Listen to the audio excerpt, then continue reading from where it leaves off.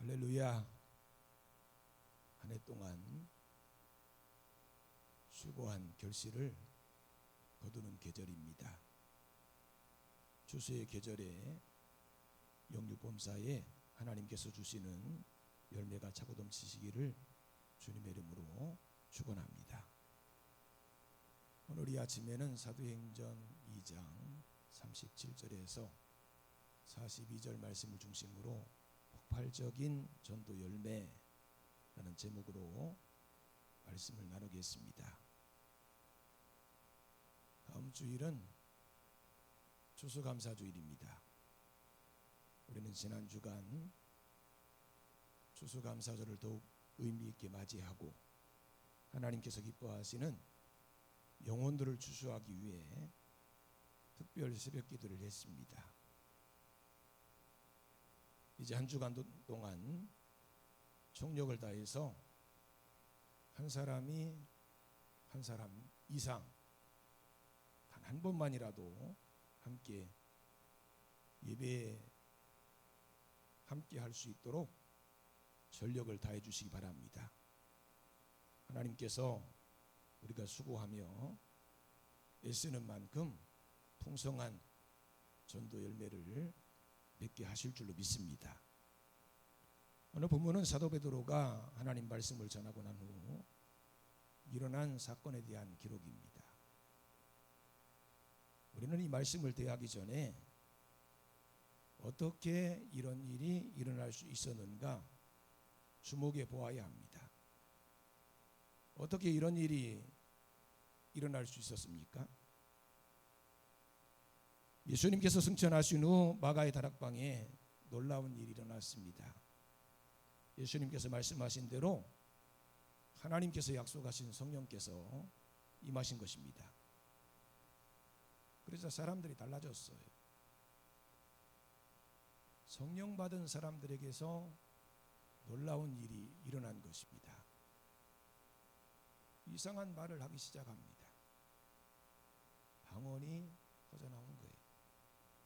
그런데 놀라운 것은 그 말을 각 나라에서 온 모든 사람들이 다 알아듣는, 통역하는 사람이 있는 것도 아니고 통역기가 있는 것도 아닙니다. 그렇다고 거기 찾아온 사람들이 히브리어를 알아듣는 사람도 아니고 지금 말하는 사람들도 히브리어로 말하는 것도 아닙니다. 이상한 말을 하는데 그 말을 거기 있던 모든 사람들이 다 알아들은 거예요. 여러분, 바벨탑 사건 이후 하나님께서 언어를 혼잡게 하셨기 때문에 자기들이 가지고 있는 지식 안에서는 자기들이 사용하고 있는 말 외에는 다른 나라 사람들의 말을 알아들 수 없습니다. 그것도 생전 처음 듣는 단어로 뭐라고 말하는데 모든 사람들이 다 알아듣는다는 것이 가능한 일입니까? 바벨탑 앞에서 혼잡해진 말이 오순절 성령 강림 후에 예루살렘에서 통일이 되는 놀라운 일이 벌어진 거예요. 예루살렘의 절기를 지키러 온 세계 각처의 사람들이, 적어도 그곳에는 100만 명 이상의 사람들이 있었을 것입니다. 그리고 100만 명 이상이 모인 상황에서 마가의 다락방에 모여있던 120명이 이상한 행동을 한다고 해서 그렇게 동요하기 어려운데 사람들이 그들의 행동을 보며 의아하게 생각했고 수군거리기 시작한 거예요. 그들이 술에 취했다는 것입니다. 그것도 고급 술에 취한 것이 아니라 싸구려 술에 취해서 이상한 행동을 하는 것이 아니냐고 수군거리는 사람들이 생긴 거예요. 설령 그렇다 할지라도 그들이 광신 돌아서 순간 미쳤다고 생각하든지 밤새도록 술을 마시고 이상한 행동을 한다든지 100만 명 중에 120명은 얼마든지 무시해도 되는 사람들입니다. 그런데 예루살렘이 발칵 뒤집힌 거예요. 120명 정도밖에 되지 않는 사람들이 100만 명이 넘는 사람들을 발칵 뒤집어 놓은 것입니다. 여러분, 이것이 바로 성령의 역사예요. 그래서 우리가 성령 받아야 합니다. 성령 받아야 능력 있는 삶을 살 수 있어요. 성령 받으시기 바랍니다. 성령 받으면 얼마든지 우리도 초대교회 같은 역사를 나타낼 수 있어요. 성령께서 역사하시면 도저히 사람의 머리로 이해할 수 없는 인간의 지각을 뛰어넘는 놀라운 일들이 우리 눈앞에서 벌어지는 것입니다. 사람들은 이 일에 대해서 억측 주장을 늘어놓기 시작했습니다. 하늘의 일, 영적인 일을 알지도 못하면서 그저 자신들의 판단 기준에 맞춰서 하나님께서 하시는 일을 판단하고 있는 것입니다. 아침부터 싸구려 술 마시고 주정하는 사람들로 치부해버렸어요. 오늘 본문은 그런 사람들을 향해서 사도 베드로가 11사도와 함께 소리를 높여 답변하고 있는 말씀입니다.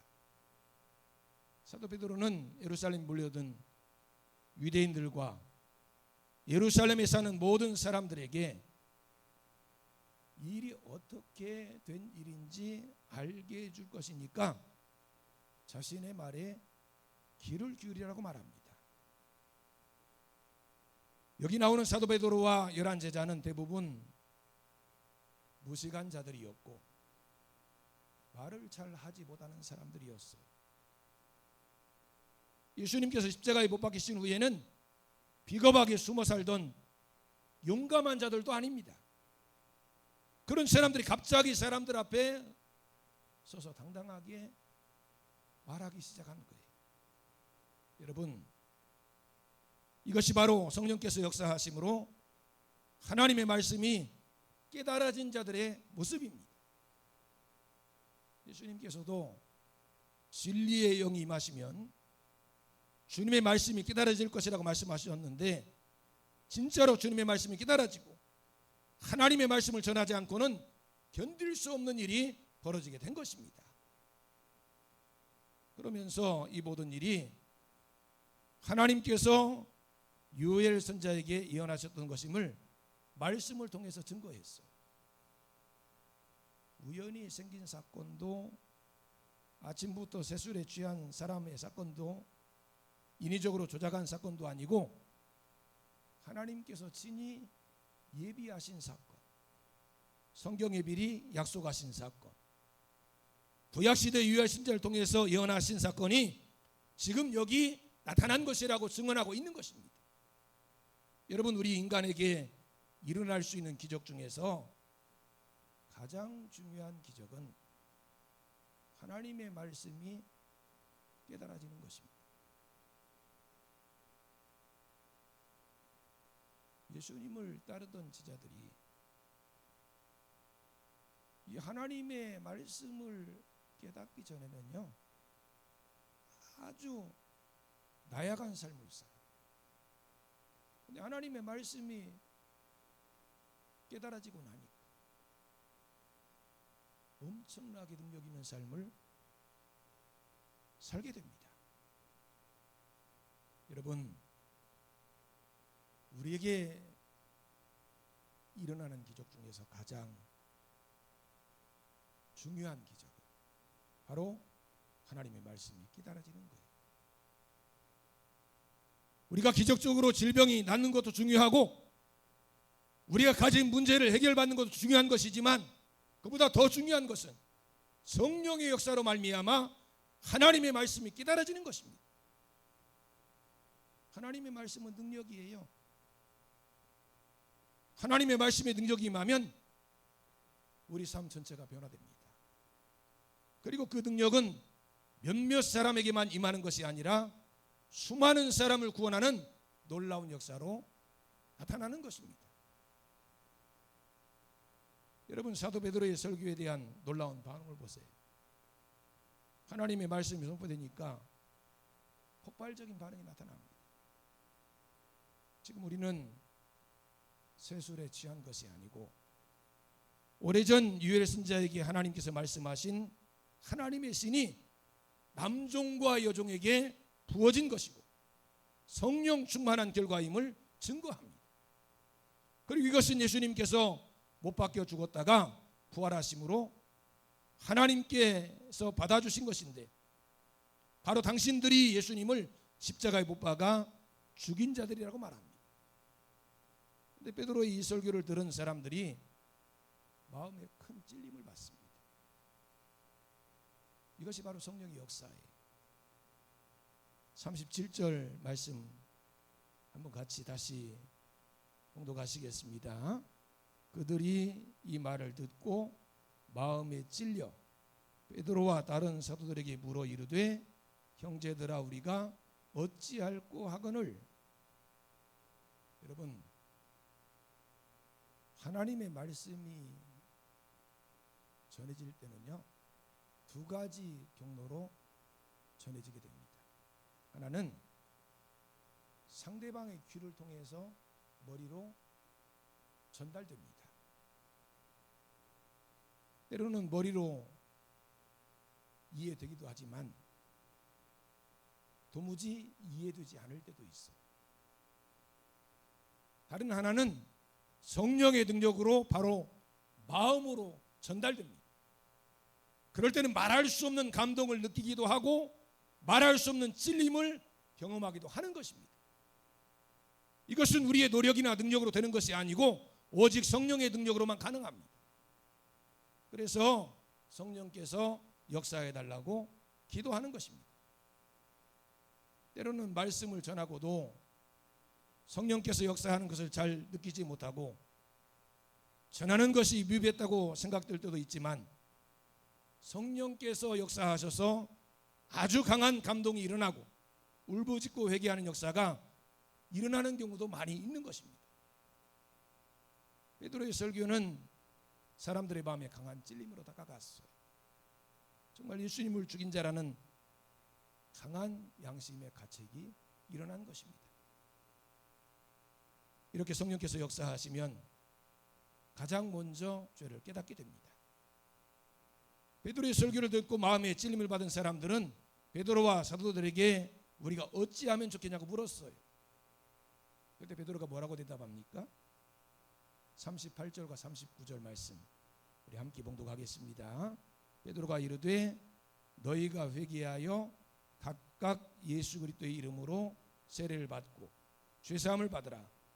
그리하면 성령의 선물을 받으리니 이 약속은 너희와 너희 자녀와 모든 먼데 사람 곧 주 우리 하나님이 얼마든지 부르시는 자들에게 하신 것이라 하고.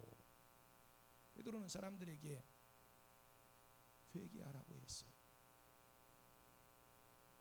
회개가 뭡니까? 잘못을 깨닫고 180도 돌아서는 것이 회개예요. 생각을 바꾸고 삶을 바꾸는 것이 회개입니다. 지금까지 살아온 모든 삶을 버리고 하나님의 말씀으로 길을 옮기는 것, 자신들이 가지고 있던 가치관, 살아온 방식을 버리고 예수님께로 돌아오는 것. 그런데 회개는 우리 인간의 힘으로 되지 않습니다. 지금까지 귀중하게 읽어온 모든 것들을 버리기란 쉬운 일이 아니에요. 하나님의 강력하신 역사가 있을 때 가능한 것입니다. 오늘 베드로는 회개하고 세례를 받으라고 했습니다. 세례를 받는다는 것은 죄인임을 인정하고 하나님을 대적하며 살아온 과거의 모든 삶을 십자가에 못 박는 거예요. 그러면 하나님께서 두 가지 은총을 주십니다. 죄사함의 은총과 성령 안에서 능력의 삶을 살아갈 수 있는 은총을 주시는 거예요. 여러분, 예수님을 믿는다는 것이 얼마나 값지고 대단한 일입니까? 예수님 믿으면 과거의 죄는 예수님으로 말미암아 다 청산되고 새롭게 부어주시는 성령의 능력으로 살 수 있습니다. 이 약속은 예수님 믿는 모든 사람에게 해당되는 약속이에요. 여러분, 우리는 이 배어간 세대를 본받고 살면 안 됩니다. 이 배어간 세대에서 구원받아야 합니다. 배어간 세대를 따라가면 결국은 멸망으로 떨어지게 되는 거예요. 베드로의 설교를 들은 사람 중에 3,000명이 회개하고 세례를 받았습니다. 어마어마한 부흥의 역사가 나타난 거예요. 이렇게 폭발적인 부흥이 일어난 예루살렘 교회는 능력 있는 교회의 모습으로 나타났습니다. 42절, 그들이 사도의 가르침을 받아 서로 교제하고 떡을 떼며 오로지 기도하기를 힘쓰니라.